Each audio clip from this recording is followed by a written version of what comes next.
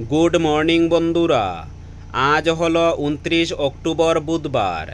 আজকের সকালের বিশেষ বিশেষ খবরগুলি হলো বাংলাসহ 12 রাজ্য এবং কেন্দ্রশাসিত অঞ্চলগুলিতে শুরু হচ্ছে বিশেষ নিবিড় সংশোধন বা এসআইআর। সোমবার দিল্লির বিজ্ঞান ভবনে সাংবাদিক বৈঠকে এমনটাই ঘোষণা করেন দেশের মুখ্য নির্বাচন কমিশনার জ্ঞানেশ কুমার। এরপরই কমিশনকে তুপ দাগল কংগ্রেস। তারা বলেছে এবার 12 রাজ্যে ভোট চুরির খেলা হবে। কংগ্রেস তাদের এক্স হ্যান্ডেলে লিখেছে, নির্বাচন কমিশন এবার 12টি রাজ্যে ভোট চুরির খেলা খেলতে চলেছে। এসআইআরের মাধ্যমে বিহারে 69 লক্ষ ভোটারের নাম বাদ দেওয়া হয়েছে। এখন 12টি রাজ্যে কোটি কোটি ভোটারের নাম মুছে ফেলা হবে। এটি প্রকাশ্য ভোট চুরি, যা প্রধানমন্ত্রী নরেন্দ্র মোদী এবং কমিশন যৌথভাবে করছে। পরবর্তী খবরটি হলো, সুপারি পাড়তে গিয়ে গাছ থেকে পড়ে মৃত্যু ঘটল বছর 38-এর এক যুবকের।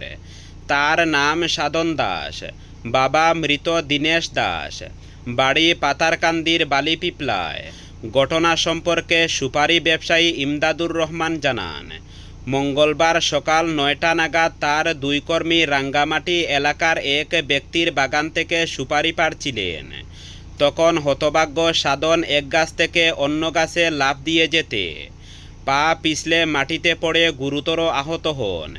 তাকে মাকুন্দা হাসপাতালে নিয়ে আসার পথে তার মৃত্যু হয়।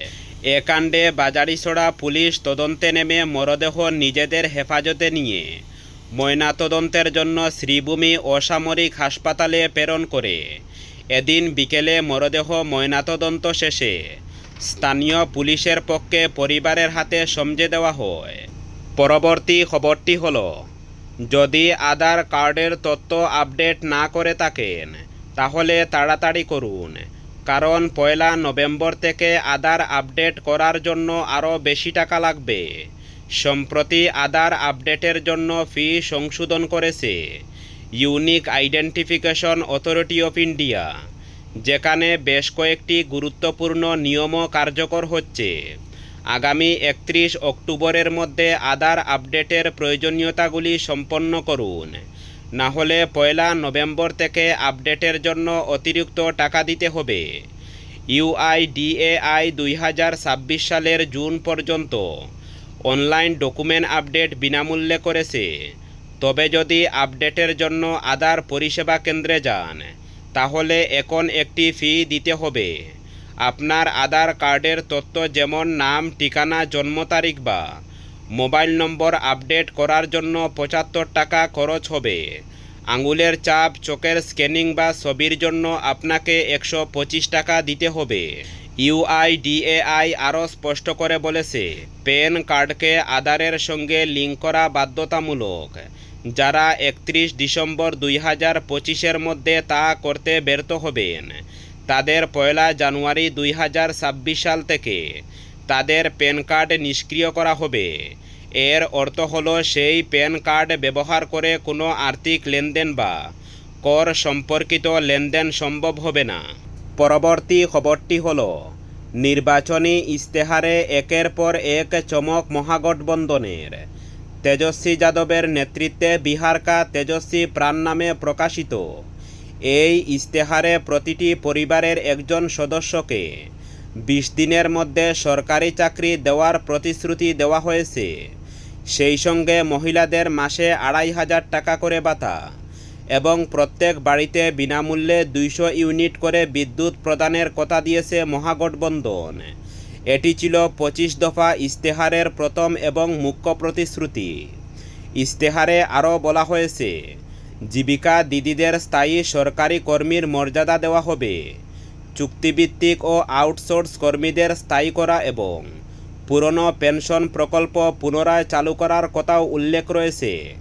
তেজস্বী যাদব বলেন, এই ইশতেহারে 25টি গুরুত্বপূর্ণ দফা রয়েছে যা বাস্তবসম্মত সমাধান প্রদান করবে। পরবর্তী খবরটি হলো, বন অধিকার আইন বাস্তবায়ন ও জনজাতি সম্প্রদায়ের কল্যাণমূলক কার্যক্রমকে আরও জোরদার করতে কাছাড়ের জেলায়ুক্তের কার্যালয় থেকে বন অধিকার আইন সেলের অধীনে 2টি চুক্তিভিত্তিক পদে নিয়োগের জন্য কাছাড় জেলার অধিবাসীদের কাছ থেকে আবেদনপত্র আহ্বান করা হয়েছে।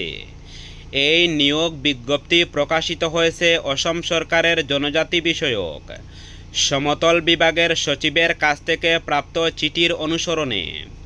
সরকারি বিজ্ঞপ্তি অনুযায়ী বন অধিকার আইন সেলের অধীনে কোঅর্ডিনেটর এবং প্রোগ্রাম অ্যাসোসিয়েট এই 2টি পদে 11 মাসের চুক্তিভিত্তিক নিয়োগ করা হবে। কোঅর্ডিনেটর পদে মাসিক পারিশ্রমিক নির্ধারণ হয়েছে 35,000 টাকা, আর প্রোগ্রাম অ্যাসোসিয়েট পদে 25,000 টাকা। কোঅর্ডিনেটর পদের জন্য প্রার্থীরা সামাজিক বিজ্ঞান বা সমাজকর্মে স্নাতকোত্তর ডিগ্রি, মৌলিক তথ্য প্রযুক্তি ও কম্পিউটার অ্যাপ্লিকেশনের জ্ঞান এবং গ্রামীণ উন্নয়ন ও জনজাতি কল্যাণ ক্ষেত্রে ন্যূনতম 5 বছরের অভিজ্ঞতা থাকা আবশ্যক।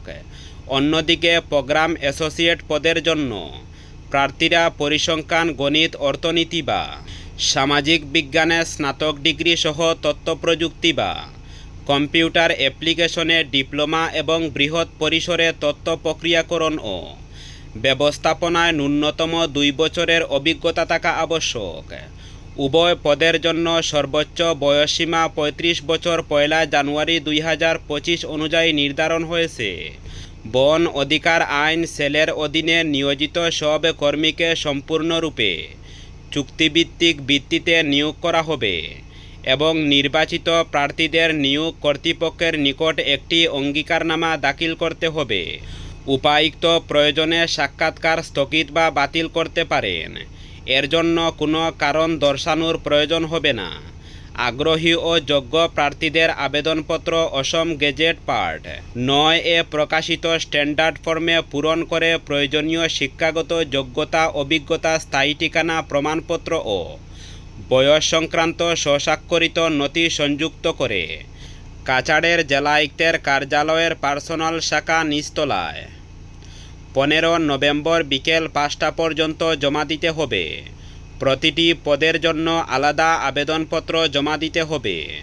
সংক্ষিপ্ত তালিকাভুক্ত প্রার্থীদের সাক্ষাৎকারের তারিখ ও স্থান পরবর্তীতে জানিয়ে দেওয়া হবে। পরবর্তী খবরটি হল, জুবিন গর্গের মৃত্যু রহস্য উদ্ঘাটনে এসআইটির তদন্ত শেষ হওয়ার পথে। মঙ্গলবার একথা জানিয়েছেন মুখ্যমন্ত্রী ডক্টর হিমন্ত বিশ্ব শর্মা। এদিন বিশিষ্ট সাহিত্যিক রীতা চৌধুরী এসআইটির সামনে সাক্ষ্য দেওয়ার পরই মুখ্যমন্ত্রী এই মন্তব্য করেন। তিনি বলেন, এসআইটির তদন্ত শেষ হওয়ার পথে। খুব শীঘ্রই এসআইটি আদালতে চার্জশিট জমা দেবে। মঙ্গলবার এসআইটির সামনে সাক্ষ্য দেন জুবিন গর্গের শেষ সাক্ষাৎকার নেওয়া সাহিত্যিক রীতা চৌধুরী। পরবর্তী খবরটি হল, সোমবার সন্ধ্যায় বদরপুর থানা এলাকার জুমবস্তি রেলওয়ে কালীবাড়ির বিপরীতে অবস্থিত শিব মন্দিরে এক বিশাল আকৃতির অজগর সাপ ধরা পড়ে। হঠাৎ সাপটিকে দেখে স্থানীয়রা প্রথমে আতঙ্কিত হয়ে পড়লেও মুহূর্তের মধ্যেই কৌতূহলী জনতা সেখানে ভিড় জমান। খবর পেয়ে বন বিভাগের কর্মীরা ঘটনাস্থলে পৌঁছে স্থানীয় মানুষের সহযোগিতায় অজগরটিকে নিরাপদে উদ্ধার করেন। পরে সাপটিকে বন বিভাগের জিম্মায় হস্তান্তর করা হয়। স্থানীয় বাসিন্দাদের অনুমান, অজগরটি পাশের জঙ্গল বা রেলওয়ে এলাকা থেকে এসে মন্দিরের সামনে এসেছে। বন বিভাগের কর্মকর্তাদের মতে সাপটি সম্পূর্ণ সুস্থ রয়েছে এবং খুব শীঘ্রই পুনরায় প্রাকৃতিক পরিবেশে ছেড়ে দেওয়া হবে।